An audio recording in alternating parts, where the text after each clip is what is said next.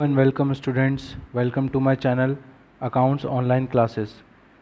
तो स्टूडेंट्स, जैसा कि आप जानते हैं कि इस चैनल पर हम लोग क्लास 11th और क्लास 12th सीबीएसई बोर्ड के अकाउंटेंसी सब्जेक्ट से रिलेटेड कई सारे टॉपिक्स को डिस्कस करते हैं। और हमने अपनी लास्ट वीडियो में पार्टनरशिप अकाउंटिंग का एक important chapter death of a partner से एक कंप्लीट क्वेश्चन आपके साथ डिस्कस किया था। तो आज के इस वीडियो में हम उसी क्रम में एक क्वेश्चन और आपके साथ सॉल्व करेंगे जो कि डेथ ऑफ द पार्टनर के चैप्टर से रिलेटेड है। तो आज के इस वीडियो में ये जो वीडियो है ये पार्ट नंबर 2 है डेथ ऑफ द पार्टनर वाले कंप्लीट क्वेश्चन का। तो आप लोग इस वीडियो को पूरा एंड तक देखिए और जो आज का क्वेश्चन है उसको सीखिए और फिर आप अपने आप क्वेश्चंस ट्राई कर सकते हैं। अगर आपने हमारे चैनल को अभी तक सब्सक्राइब नहीं किया है तो आप सबसे पहले हमारे चैनल को सब्सक्राइब कर लीजिए, जिससे कि आने वाली नोटिफिकेशंस आपको आसानी से मिल सकें। तो चलिए स्टार्ट करते हैं आज का वीडियो और देखते हैं आज का क्या क्वेश्चन है। देखिए, क्वेश्चन आपके सामने है और एक बार मैं क्वेश्चन को पढ़ूंगा, उसके बाद इसको सॉल्व करेंगे। क्वेश्चन है, X Y and Z were partners in a firm sharing profits and losses in the ratio of 5:4:3। तीनों का रेशियो आपको दिया है। Their balance sheet on 31st March 2018 was as follows। उनकी बैलेंस शीट आपको दी है। लाइबिलिटी साइड में देखिए क्रेडिटर्स दिए हैं, फिर एम्प्लॉयज़ प्रोविडेंट फंड दिया है, जर्नल रिजर्व दिया है, इन्वेस्टमेंट फ्लक्चुएशन रिजर्व्स आपको दिया है। इसके बाद कैपिटल्स दी हैं एक्स की, वाई की एंड जेड की। और इसके बाद आपको एसेट साइड में बिल्डिंग दी है 2 लाख रुपीज़ की, मशीनरी दी है 3 लाख की, फर्नीचर दिया है आपको 1,10,000 का, इन्वेस्टमेंट दिया है जिसकी बुक वैल्यू है 1 लाख और मार्केट वैल्यू है आपकी 86,000, यानी कि आपकी मार्केट वैल्यू ऑफ इन्वेस्टमेंट जो है वो रिड्यूस हो रही है। इसके बाद डेटर्स आपको दिया है, कैश एट बैंक दिया है, एडवर्टाइजमेंट सस्पेंस दिया है। तो काफ़ी अच्छी बैलेंस शीट है इसकी, सारे आइटम्स इसमें आपको मिल रहे हैं। इसके बाद देखते हैं आगे क्या कहता है। X died on 1 October 2018 and Y and Z decided to share future profits in the ratio of 7:5। यानी कि एक्स की डेथ हुई 1 अक्टूबर 2018 को और वाई एंड जेड ने ये डिसाइड किया कि फ्यूचर में वो 7:5 में अपना शेयर डिस्ट्रीब्यूट करेंगे। It was agreed between his executor and the remaining partners that अब जो X का एग्जीक्यूटर था और रिमेनिंग पार्टनर्स थे उनके बीच में क्या क्या कंडीशंस डिस्कस हुई वो देखिए। पहली condition, goodwill of the firm be valued at 2.5 years purchase of average of 4 completed years profit which were given. आपको जो गुडविल निकालनी है इस टाइम पे फर्म की वो पास्ट 4 ईयर्स के एवरेज प्रॉफिट के बेस पर निकालनी है और उनका 2.5 ईयर्स परचेज आपको दिया हुआ है। तो लास्ट 4 ईयर्स के प्रॉफिट्स भी गिवन है और आपको बताया गया है कैसे आपको गुडविल निकालनी है। दूसरा पॉइंट है, X share of profit from the closure of last accounting year till the date of death be calculated on the basis of last year's profit. यानी कि जो प्रीवियस ईयर का, जस्ट प्रीवियस ईयर का जो profit था उस profit के आधार पर आप एक्स का शेयर निकालेंगे till the date of his death. तो ये P&L सस्पेंस वाली जो आप एडजस्टमेंट जानते हैं उससे रिलेटेड एडजस्टमेंट है। इसके बाद कहता है कि building under valued bye 2 lakh, machinery over valued bye 1,50,000, furniture over valued bye 46,000। तो ये रिवैल्यूएशन से रिलेटेड कुछ आइटम्स हैं। आपको रिवैल्यूएशन अकाउंट भी इस क्वेश्चन में बनाना पड़ेगा जिससे कि उसका प्रॉफिट या लॉस आप ट्रांसफ़र कर सको जो पार्टनर डेथ हुई है उसके अकाउंट में। फिर fourth point is a provision of 5% B created on debtors for doubtful dates. यहाँ पर आपको प्रोविज़न क्रिएट करना है डाउटफुल डेटर्स के लिए। डेटर्स आपको दिए हैं बैलेंस शीट में। इंटरेस्ट ऑन कैपिटल भी प्रोवाइडेड एट 10%। आपको इंटरेस्ट ऑन कैपिटल भी देनी है पार्टनर्स को। तो जो आप एग्जीक्यूटर का या डिजीज़ पार्टनर का अकाउंट बनाएंगे तो उसमें इंटरेस्ट ऑन कैपिटल भी आपको करना पड़ेगा adjust. Now last point is half of the net amount payable to X executor was paid immediately and the balance was transferred to his loan account which was to be paid later. तो यानी कि जो भी x के capital account का balance आएगा उसको आप एग्जीक्यूटर अकाउंट में ट्रांसफ़र करेंगे। उसके बाद half of the net amount आप इमीडिएटली उसको पे कर देंगे और रिमेनिंग जो अमाउंट है वो उस एग्जीक्यूटर के लोन अकाउंट में डाल देंगे। तो अब आपसे कहा जा रहा है कि prepare revaluation account, x capital account and x executor account on 1 October 2018। तो आपको रिवैल्यूएशन अकाउंट बनाना है, एक्स का कैपिटल अकाउंट बनाना है और एक्स का एग्जीक्यूटर अकाउंट भी बनाना है। तो चलिए स्टार्ट करते हैं क्वेश्चन को। सबसे पहले हम रिवैल्यूएशन अकाउंट बना लेते हैं। देखिए यहाँ रिवैल्यूएशन अकाउंट का फॉर्मेट मैंने आपके साथ बनाया हुआ है। ये डेबिट साइड, ये credit side, particulars, amount, particulars, amount. अब देखेंगे यहाँ पर जो थर्ड पॉइंट है उसमें कुछ एसेट्स की वैल्यूज़ के बारे में दिया है, तो ये रिवैल्यूएशन से रिलेटेड पॉइंट है। Building under valued bye 2 lakh. Building आपको दिख रही है 2 लाख की और कह रहा है कि building is under valued bye 2 lakh, यानी कि बिल्डिंग की जो वैल्यू है वो 2 लाख से कम लगाई गई है। यानी कि अगर हम बात करें तो यहाँ पर उसकी वैल्यू 4 लाख होनी चाहिए थी, बट आपने 2 लगाई। तो अब आप क्या करेंगे, बिल्डिंग की वैल्यू को 2 लाख से और बढ़ा देंगे, क्योंकि बिल्डिंग जो है वो अभी 2 लाख से अंडर वैल्यूड है। तो यहाँ पर आपकी बिल्डिंग की वैल्यू जो है वो बढ़ रही है, इसीलिए इसको आप क्रेडिट साइड में लिखेंगे बाय बिल्डिंग करके। ये एक फ़ायदा है फर्म के लिए, तो आप 2 लाख रुपीज़ क्रेडिट साइड में लिख देंगे। इसके बाद next is machinery over valued bye 150। Machine यहाँ पर 3 लाख की है but it is over valued, ये अधिक इसका वैल्यू लगा लिया गया है। कितने से लगाया गया अधिक, 1,50,000 से, यानी कि ये 1,50,000 कम होनी चाहिए थी। तो अब आप इसको कम कर दीजिए, ये ज़्यादा दिखाई गई है, तो कम करेंगे तो यहाँ फर्म के लिए नुकसान है, इसीलिए इसको डेबिट साइड में लिखेंगे टू मशीनरी करके 1,50,000। फिर इसके बाद आपको दिया है furniture over valued bye 46,000। Furniture भी आपको ज़्यादा दिखाया गया है 46,000 से, यानी कि आपको फर्नीचर की वैल्यू 46,000 कम करनी है। टू फर्नीचर 46,000, ये आपने फर्नीचर की वैल्यू कम कर दी। तो ये थर्ड पॉइंट में जो एसेट्स में चेंजेस हुए थे वो आपने कर लिए। अब इसके बाद फोर्थ पॉइंट और है जो कि रिवैल्यूएशन से रिलेटेड है। A provision of 5% to be created on debtors for doubtful debts. आपको डेटर्स पे प्रोविज़न क्रिएट करना है 5%। तो यहाँ पर डेटर्स 80,000 के हैं, जब आप 80,000 का 5% प्रोविज़न क्रिएट करेंगे तो वो आएगा 4,000 रुपीज़। तो यहाँ लिखेंगे to provision for doubtful debts, ये निकल के आएगा आपका 4,000। कैसे आया, 80,000 का आपने 5% कैलकुलेट किया तो आपका निकल के आ गया 4,000। यहाँ देखिए 5% क्रिएट करना है 80,000 का। तो अब ये वाली एडजस्टमेंट भी हमने इसमें कर दी। इसके बाद कोई और एडजस्टमेंट नहीं बचती जो कि रिवैल्यूएशन अकाउंट में दिखाई जाए। तो यहाँ पर आप देखिए इसका बैलेंसिंग फ़िगर निकालते हैं, बट आप देखेंगे कि इसका बैलेंसिंग फ़िगर नील आएगा क्योंकि दोनों तरफ का टोटल इक्वल आ रहा है, यानी कि 2 लाख क्रेडिट का टोटल है और डेबिट का टोटल भी आप देखेंगे तो इसका 2 लाख ही आ रहा है, यानी कि इसमें नो प्रॉफिट नो लॉस। और जब नो प्रॉफिट नो लॉस है तो ना ही इसको डिस्ट्रीब्यूट करेंगे और ना ही कैपिटल अकाउंट में ट्रांसफ़र करेंगे। तो यानी कि आपको रिवैल्यूएशन अकाउंट का बैलेंस आगे नहीं ले जाना क्योंकि कोई बैलेंस है ही नहीं। ओके, चलिए अब कुछ हम जनरल कैलकुलेशंस कर लेते हैं। आपको पता है कि एक्स के कैपिटल अकाउंट में हमें गुडविल भी दिखाना होता है।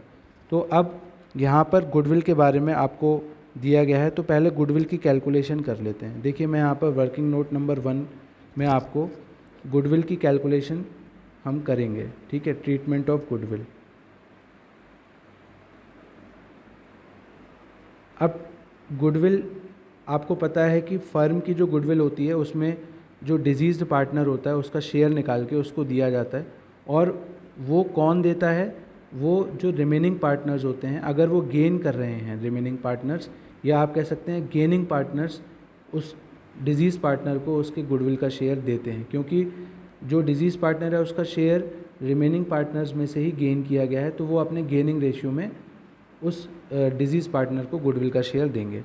तो सबसे पहले हमारे पास क्वेश्चन है कि फर्म की गुडविल की वैल्यू कितनी है। तो गुडविल ऑफ द फर्म यहाँ दिया हुआ है, valued at 2.5 years purchase of average 4 years completed. आपको पिछले 4 साल के कंप्लीटेड जो प्रॉफिट हैं उनके एवरेज के आधार पर गुडविल निकालनी है। तो देखिए मैं निकालता हूँ goodwill of the firm is average निकालेंगे पिछले 4 साल का 170 plus 180 plus 190 plus 180 divide by 4 करेंगे तो ये आएगा एवरेज प्रॉफिट 1,80,000। आप कैलकुलेट कर सकते हैं ये कैसे आया है। ये एवरेज से आया है 170 plus 180 plus 190 plus 180 divide by 4, तो ये आ गया आपका 1,80,000।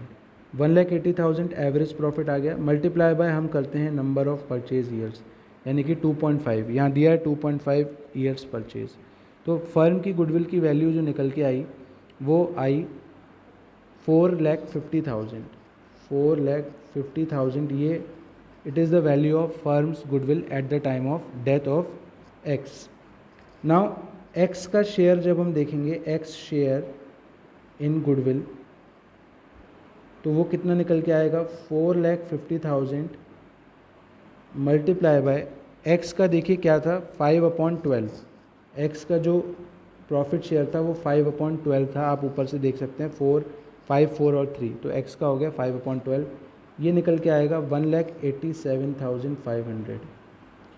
अब ये शेयर उसको कौन देगा, ये देगा रिमेनिंग पार्टनर्स में से जो गेन कर रहा होगा। तो अब हमें निकालना पड़ेगा गेन ऑफ रिमेनिंग पार्टनर्स। तो अब हम यहाँ गेन निकालेंगे और चेक करेंगे कि कौन सा पार्टनर गेन कर रहा है। देखिए बचे हुए पार्टनर कौन है। गेन निकालने के लिए आप जानते हैं हम क्या करते हैं, न्यू शेयर में से ओल्ड शेयर अगर माइनस कर दें तो गेन आ जाता है। तो पहले हम निकालते हैं वाई का गेन। वाई का अगर मैं न्यू देखूं तो न्यू कितना है वाई का, देखिए यहाँ लिखा है एक्स एंड वाई का 7:5, तो सॉरी वाई एंड जेड का 7:5, तो वाई का न्यू हो गया 7/12 और ओल्ड होगा इसका 4/12। यहाँ से आप देख सकते हैं 4/12, तो ये निकल के आ गया 3/12। ये गेन किसने किया, ये गेन किया y ने। ऐसे ही z का निकालेंगे तो z का न्यू है 5/12 और इसका ओल्ड है 3/12, आप क्वेश्चन में देख सकते हैं। तो इसको सॉल्व करेंगे तो आएगा 2/12। ये आ गया गेन किसका, z का। तो यानी कि इनका गेनिंग रेशियो क्या हो गया, गेनिंग रेशियो इनका हो गया 3:2।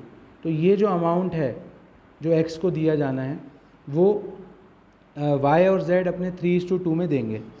तो y कितना देगा, y's share in x goodwill, y कितना देगा, वो देगा 187,500 multiply by 3/5 is equals to 1,12,500। और ऐसे ही z का आप निकालेंगे, z share in x goodwill will be 1,87,500 into 2/5, तो ये निकल के आएगा 75,000। यानी कि 75,000 Z जो है वो X को देगा और 1,12,500 Y जो है वो X को देगा, और इस प्रकार X के पास 187,500 पहुंच जाएंगे। तो ये पूरा गुडविल का ट्रीटमेंट था। चलिए अब X कैपिटल अकाउंट बनाते हैं और इसमें देखते हैं कि किस प्रकार हम सारे एडजस्टमेंट्स को उसमें रिकॉर्ड करेंगे। चलिए तो ये X कैपिटल अकाउंट आपके सामने मैंने बना दिया है। यहाँ पर debit side, this is credit side, फिर इसके बाद पर्टिकुलर्स, फिर अमाउंट, पर्टिकुलर्स, अमाउंट। अब इसको बनाते समय सबसे पहले हम क्या करते हैं, जो ओपनिंग बैलेंस होता है डिजीज़ पार्टनर का वो लिखते हैं। तो X का ओपनिंग बैलेंस आपको दिया है 3 लाख, तो क्रेडिट में लिखेंगे by balance BD, it is 3 lakh. फिर इसके बाद आप देखिए जर्नल रिजर्व्स यहाँ दिया हुआ है तो जर्नल रिजर्व्स में आपको एक्स का शेयर निकाल के उसको ट्रांसफ़र करना होगा जर्नल रिजर्व्स। अब मैं यहाँ पर कैलकुलेशन आपको करके दिखा देता हूँ जर्नल रिजर्व्स की। जर्नल रिजर्व्स बच्चों आपको दिया है 36,000 का, और उसमें जो एक्स का शेयर है वो है 5/12, तो ये निकल के आएगा 15,000। तो इस प्रकार आप 15,000 जर्नल रिजर्व्स के क्रेडिट साइड में दिखा देंगे। फिर इसके बाद नेक्स्ट जो आपने गुडविल का शेयर एक्स को देना है, और वो कौन कौन देगा, वो देगा वाई एंड जेड। तो जितना वाई देगा वो वाइज कैपिटल के नाम से, और जितना जेड देगा वो जेड्स कैपिटल के नाम से। आपने अभी देखा था वीडियो में पहले, मैं एक बार और दिखा देता हूँ आपको, आप चाहें तो स्क्रीनशॉट ले सकते हैं। यहाँ एक्स का शेयर निकला था वाई का शेयर निकला था 1,12,500 और जेड का निकला था 75,000। तो यही हम यहाँ पे लिखेंगे। वाई में लिखेंगे 1,12,500 और जेड में लिखेंगे 75,000। इसके बाद हम इस वाले पॉइंट को डिस्कस करेंगे जो कि P&L सस्पेंस के नाम से लिखा जाता है। ये पॉइंट है सेकंड वाला, X share of profit from the closure of last accounting year till the date of that be calculated on the basis of last year profit. तो देखिए लास्ट ईयर का प्रॉफिट जो है 1,80,000 आपको दिया हुआ है। अब इसके आधार पर आप ये P&L सस्पेंस अकाउंट का बैलेंस निकालेंगे। आपको पता है इस वाले अमाउंट को हम P&L सस्पेंस के नाम से लिखते हैं, जो उसकी डेट तक का जो प्रॉफिट होता है वो P&L सस्पेंस के नाम से लिखा जाता है। तो ये निकालने के लिए आपने लास्ट ईयर के प्रॉफिट को बेस माना, यानी कि 1,80,000, यानी कि इस साल का पूरे साल का प्रॉफिट आप मान के चल रहे हैं कि लास्ट ईयर के जैसा सेम है, यानी कि 1,80,000 इस साल का भी प्रॉफिट होगा। अब इसमें आप ये पूरे साल का प्रॉफिट है, ओके। अब आप देखिए एक्स की डेथ कब हो रही है, 1 अक्टूबर को, यानी कि करंट ईयर में केवल 6 मंथ्स, अप्रैल मई जून जुलाई अगस्त सितंबर, 30 सितंबर के बाद 1 अक्टूबर, यानी कि 6 मंथ्स तक ये एक्स अलाइव रहा है फर्म में। तो 6 मंथ्स का हमने पहले इस प्रॉफिट को निकाल लिया। 180 तो पूरे साल का था, लेकिन हमने 6 महीने का निकाल लिया क्योंकि 6 महीने ही एक्स जो है वो लाइव रहा है। इसके बाद ये हो गया 6 महीने का, लेकिन इसमें तीनों का शेयर है। अब हमें एक्स का शेयर निकालने के लिए एक्स का जो प्रॉफिट शेयर था उससे मल्टीप्लाई करेंगे 5/12, तो ये टोटल निकल के आ जाएगा हमारा 37,500। जब आप इसको सॉल्व करेंगे तो ये निकल के आएगा 37,500, और आप इसको यहाँ लिख देंगे बाय P&L सस्पेंस अकाउंट 37,500। तो आई होप कि आपको ये क्लियर होगा। अब इसके बाद हम देखेंगे कि इसमें और क्या एडजस्टमेंट आनी है। एक और एडजस्टमेंट यहाँ दी है आपको इंटरेस्ट ऑन कैपिटल से रिलेटेड। तो देखिए इंटरेस्ट ऑन कैपिटल का भी कैलकुलेशन कर लेते हैं। तो इंटरेस्ट ऑन कैपिटल जब हम निकालेंगे तो केवल एक्स का निकालना है, क्योंकि यहाँ एक्स का अकाउंट बना रहे हैं हम।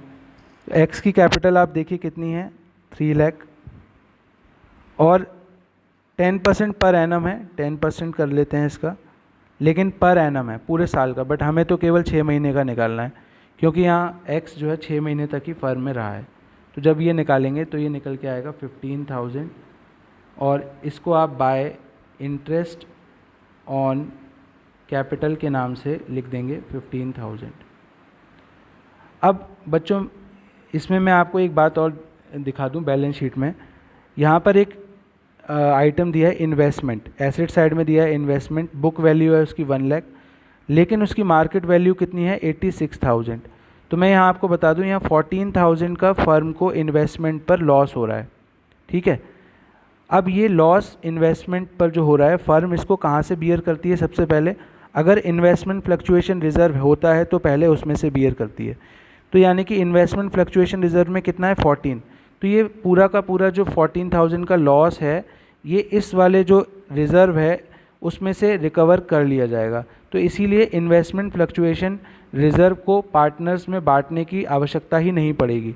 अगर इसमें कुछ बचता, मान लीजिए लॉस होता आपका 12,000 का और इन्वेस्टमेंट फ्लक्चुएशन रिजर्व में 14,000 होते, तो 2,000 बचते, 12 रिकवर हो जाते और 2 बचते, तो 2,000 को आप पार्टनर्स में बांटते और एक्स का जो शेयर होता है वो एक्स में लिख देते। लेकिन यहाँ इन्वेस्टमेंट फ्लक्चुएशन रिजर्व्स का पूरा पैसा इन्वेस्टमेंट पर होने वाले लॉस को रिकवर करने में लग गया, इसीलिए यहाँ इन्वेस्टमेंट फ्लक्चुएशन रिजर्व्स नहीं दिखाया गया है। अब इसके बाद एसेट साइड में देख लेते हैं कि कुछ और बांटने के लिए है। देखिए एसेट साइड में एक फिक्टिशियस एसेट दी हुई है एडवर्टाइजमेंट सस्पेंस को लेके, तो इसमें भी हमें डिजीज़ पार्टनर का शेयर निकालकर उसको डिस्ट्रीब्यूट करना होगा। तो ये चौथा वाला मैं यहाँ पर वर्किंग नोट कर रहा हूँ जो कि रिलेटेड है एडवर्टाइजमेंट सस्पेंस से। आपको पता होगा कि ये हम डिस्ट्रीब्यूट कर देते थे, राइट ऑफ कर देते थे सारे पार्टनर्स में रिटायरमेंट के टाइम पर और एडमिशन के टाइम पर, बट यहाँ पर आप डिजीज़ पार्टनर का अकाउंट बना रहे हैं तो खाली उसका शेयर निकालेंगे। तो 1,20,000 मल्टीप्लाई बाय जो डिजीज़ पार्टनर था एक्स, इसका शेयर 5/12, तो ये निकल के आएगा आपका 50,000 रुपीज़। ये 50,000 आप इसके डेबिट साइड में लिख देंगे टू एडवर्टाइजमेंट सस्पेंस, और 50,000 आपने यहाँ लिख दिया। अब आपने सारी एडजस्टमेंट्स को यहाँ पर पूरा कर लिया है अभी तक। अब हम इसका बैलेंसिंग फिगर निकालेंगे। तो बैलेंसिंग फिगर निकालेंगे तो क्रेडिट साइड का टोटल आएगा 5,55,000।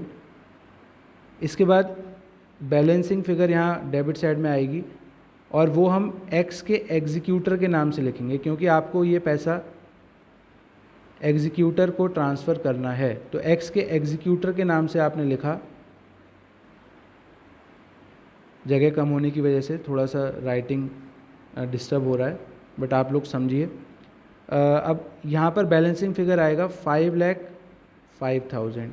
ये 5,05,000 इज़ अ बैलेंसिंग फिगर जो कि एक्स के एग्जीक्यूटर को दिया जाना है।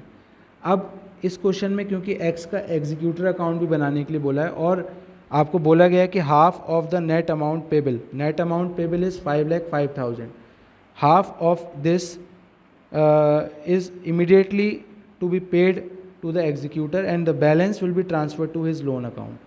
तो चलिए एक बार एक्स का एग्जीक्यूटर अकाउंट देखते हैं और उसमें ये अमाउंट ट्रांसफ़र करते हैं और उसके हाफ अमाउंट को पेमेंट करते हैं। तो चलिए देखते हैं आगे। आप इसका स्क्रीनशॉट भी ले सकते हैं जिससे कि आपको आगे के क्वेश्चन को समझने में हेल्प हो। चलिए आगे। अब ये एग्जीक्यूटर अकाउंट आपके सामने आ गया। देखिए मैं यहाँ पे लिख देता हूँ, ये डेबिट साइड है, ये क्रेडिट साइड है। इसके बाद पर्टिकुलर्स अमाउंट, पर्टिकुलर्स अमाउंट। अब सबसे पहले आप एग्जीक्यूटर के अकाउंट में जो आपने कैपिटल अकाउंट से ट्रांसफ़र करना है पैसा वो लिखेंगे बाय एक्स कैपिटल अकाउंट। ये आपने कैपिटल अकाउंट से ट्रांसफ़र किया है 5,05,000। आपने देखा होगा यहाँ पर, देखिए एक्स के एग्जीक्यूटर अकाउंट में कितना ट्रांसफ़र करना था 5,05,000। तो आपने एक्स कैपिटल अकाउंट से निकाला और एक्स एग्जीक्यूटर अकाउंट में डाल दिया। तो एक्स कैपिटल के नाम से आपने यहाँ लिख दिया 5,05,000। अब half of this amount is to be paid immediately, यानी कि आपको आधा अमाउंट पे करना है। तो आप डेबिट साइड में टू बैंक करके इसको आधा अमाउंट इमीडिएटली पे करेंगे। इसका आधा कितना होगा 2,52,500। यह आपने आधा इमीडिएटली पे कर दिया। और इसकी जर्नल एंट्री क्या बनी, X executor account debit to bank. तो आपने ये वाली एंट्री को यहाँ पोस्ट किया है ऊपर। अमाउंट कितना आएगा 2,52,500। तो आपने इसको यहाँ पोस्ट कर दिया। अब जो बैलेंसिंग फिगर बचा है वो आपको क्या करना है, यानी कि आधा जो बचा हुआ है वो आपको एग्जीक्यूटर के लोन में ट्रांसफ़र करना है। तो आप लिखेंगे एक्स एग्जीक्यूटर लोन अकाउंट, और जो बचा हुआ आधा पैसा यानी कि 2,52,500 वो आप पूरा एग्जीक्यूटर के लोन अकाउंट में डाल के यहाँ छोड़ देंगे और दोनों तरफ का टोटल जो है वो मैच कर जाएगा। तो आपने देखा कि इस क्वेश्चन में हम कैसे डिजीज़ पार्टनर का कैपिटल अकाउंट बनाते हैं और उसके बाद उसको एग्जीक्यूटर में ट्रांसफ़र करते हैं और उसमें से कुछ अगर पेमेंट के लिए बोला है तो पेमेंट भी कर सकते हैं, या लोन में डालने के लिए बोला है तो लोन में भी डाल सकते हैं। तो ये एक कंप्लीट क्वेश्चन था जिसमें आपको लगभग सारी एडजस्टमेंट्स मिल गई। तो अगर आपने ये क्वेश्चन को पूरा एंड तक देखा होगा तो आपको ये क्वेश्चन ज़रूर समझ में आएगा। हमारे साथ बने रहने के लिए बहुत बहुत धन्यवाद। ये क्वेश्चन यहीं समाप्त होता है और हमारे साथ बने रहिए, चैनल को सब्सक्राइब करिए जिससे कि आगे के आपको नोटिफिकेशंस आसानी से मिल पाएँ। तो आज के लिए इतना ही। Thank you and have a nice day.